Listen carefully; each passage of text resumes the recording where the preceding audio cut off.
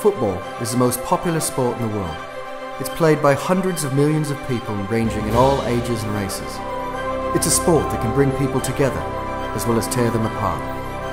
To play at the elite level, you must have unmatched talent and passion, and today we will go inside FIFA and share the untold story of the true key to success for these unique elite athletes.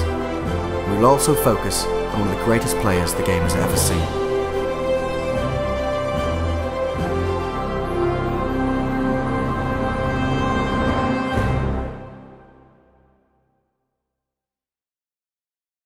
Football is a sport where you need many talents. You need endurance, discipline, passion and skill.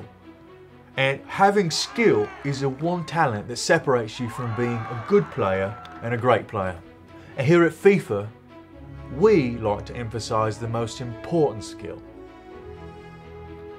the flop. FIFA stands for the Flopping International Football Association. Isn't there another organization called FIFA? Who told you this? Huh? This here is the official flop manual, not the unofficial flop manual. That thing's A flop, or taking a dive as it's called, is defined as an attempt by a player to gain an unfair advantage by diving to the ground and possibly faking an injury to appear as if a foul has been committed. We do a lot of falling, so it's important to train your muscles to fall the proper way so that you don't get a real injury while you're faking an injury, because then that would be horrible. You could hurt yourself for real. For years, the French were undoubtedly the greatest floppers on earth.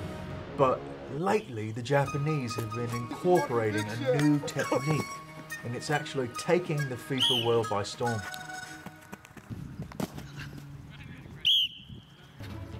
Just like with most other professional sports, FIFA likes to scout for the top talent it can find all over the globe.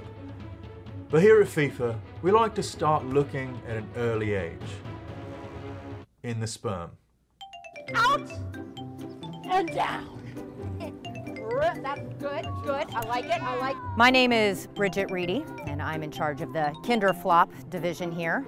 As you can see, we're training the biggest and brightest stars of FIFA to come. Right now, what we've learned is that between the ages of 5 and 7 is when they can grasp the overall and important concept of FIFA. So we really try to grab them and show them how to do this right. I want you guys to start practicing flopping. What? What can you tell me about Ronaldinho? No. Well, besides he's the greatest player to ever play the game, he's like a son to me, no? He perfected the flop. I mean, if it wasn't for him, I don't think FIFA would still exist. I love that man. I've been flopping for most of my life. I flopped right out of my mom's womb, right into the doctor's office. It was amazing.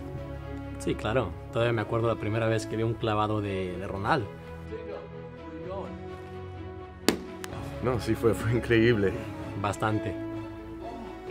De hecho, la primera vez que yo lo vi caer, se cayó como una niña que... Era... Sí, cierto. Se agarró la cara y todo, gritos. Un genio, un genio. Uno de los mejores jugadores que he visto yo. De seguro. Ronaldinho. Oh, wow. I mean, that guy is a true FIFA legend. I remember growing up watching the videos of him to try to imitate his flops. He was untouchable. Literally, other teams' players wouldn't have to touch him and he would go down faster than Miley Cyrus. The thing about him is that his SFR rating was through the roof. 93%. 93, wow. I mean, that's amazing. And nobody could flop like Ronaldinho. He had this very unique way of going down. And nobody could defend against it. Tell me about the flop of 97. Oh, the flop of 97, yeah. That was a championship game between the Munich Murderers and the Sydney Psychos. Hands down, the greatest flop in the history of the sport. It was during the 37th minute. Ronaldinho's team was down 2 goals and he was dribbling the ball toward the Psychos' goal. 3 players rushed in to stop him. So the players all collide right into him, and he goes flying like a little angel. I know when I was in the air, flying like a little birdie, that I was going to be the flop of a lifetime. Oh, well, the ref, he comes running up blowing his whistle, and he pulls out his red card. And he shows it to each of the 3 players. And he kicked all of them out in one fell swoop. That guy. And that was the beginning of their demise, huh? Before the game's end, they have another 5 players and head coach ejected from the game. What you think? Listen! No! That's so beautiful. How did he do it? Un total de 8 jugadores expulsados en un juego. Un juego. Claro, un solo juego. Nunca va a volver a pasar algo así. No, jamás. Nunca antes, nunca después. Él es el único. Algo muy impresionante, algo que... No, un genio. The rest of the game was a total slaughter. The Psychos finished with 3 players, and the score was 33-2. It was the biggest margin of victory in the history of FIFA. Watching a man pretend to be hurt on the field, on the pitch, is what this game is all about. And for the rest of time, players are going to evaluate and strive for that legacy and that standard that Dingo gave us. Do you feel like flopping takes away from the game? Absolutely no, huh? It's the lifeblood of the sport. Huh? I mean, you take away the flop, you might as well take away the whole sport altogether. No, ¿cómo? Está loco este. ¿Qué está diciendo? No, jamás. Mira, en lo personal, yo amo el fútbol, me encanta. Es la realidad que los aficionados son más hombres que los jugadores, ¿no? O sea... Muy cierto. Y pues algo también es que si sacaran el clavado cambiaría el juego. No, para que sacarlo, no, jamás. Por favor, nunca lo menciones otra vez, jamás. Would you take the glove out of baseball? You could, but it'd make the game a lot harder. Exactly. Flopping is the sport. Flop! Yeah. That's right. I mean, you know, I see these kids come in here, you know, and there's a real difference in what they learn at the end. They learn that if they can't win, they whine. That's what we teach them. No. I don't think it takes away from the sport at all. Football is a game of passion and courage. And I'm truly proud to be a part of such an incredibly well-respected sport.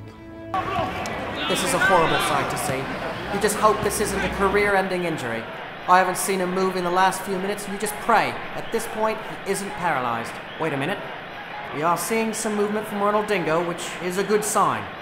And it looks like he's communicating with the trainers as well. It looks like the trainers are removing the straps from the gurney now. Oh, that seems very odd. I can't believe I'm seeing this, but Ronaldinho has re-entered the game. He's come back from what looked like a career-ending injury.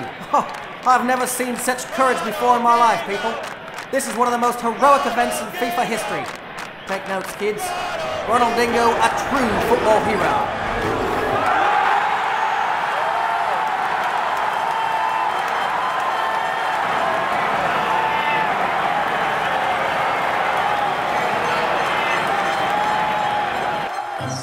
SF-17, take 1. Remember your eye line can be at me, and then you can also look at each other as well. And action.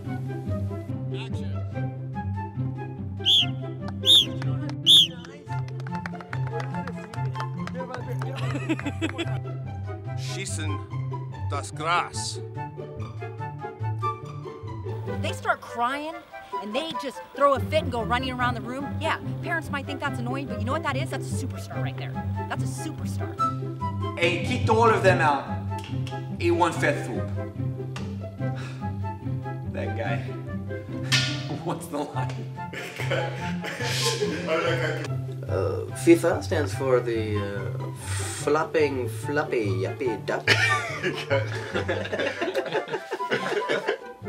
He has a catchphrase. Maybe Ronaldinho ate your baby.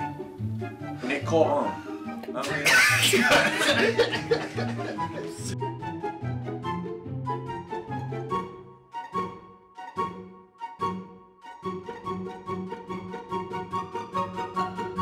This is the sideways Jesus flop. The I'm hovering and getting abducted by the alien, also known as the UFO my god. This is the I only have one leg flop. This is a flop so dangerous that you might have to actually amputate one of your limbs if you successfully pull it off.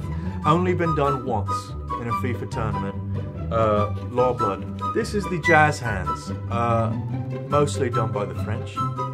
This is the look at me, I'm a tiny ballerina and I've got an ice cream cone. This is the threesome, moving on. This is the, what, do you really have a threesome and think you weren't going to get away with it?